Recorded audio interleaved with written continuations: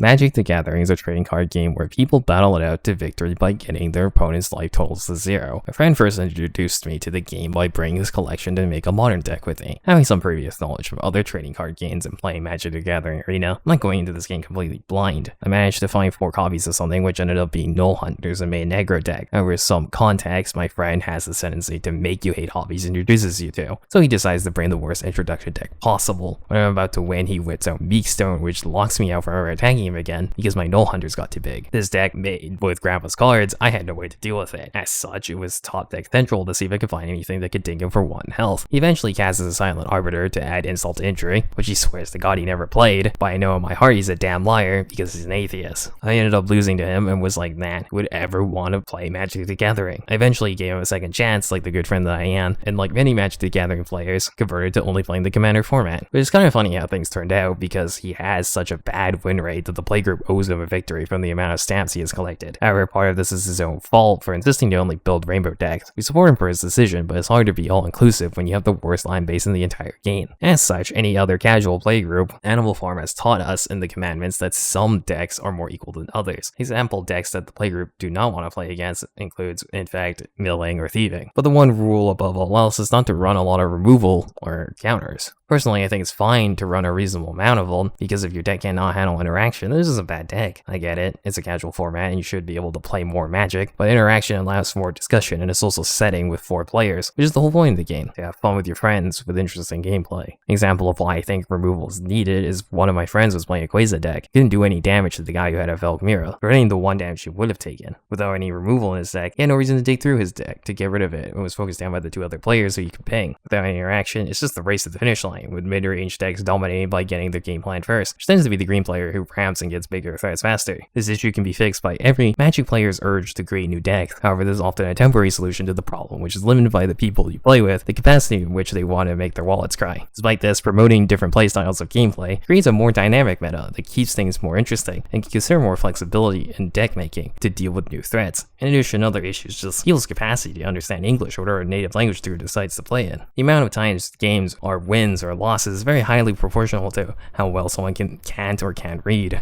It's not even just reading the card explains the card, but the fact that there's just so many rules. I can't deny the Bible length it comes to the rules. John 3:13, no one has ascended into heaven except he who has descended from heaven, son of Yawgmoth. Like, this game has always just been that serious. Anyways, if you are someone who has played this game, you probably can relate to some of these struggles. And if you are a person who's interested in Magic, don't.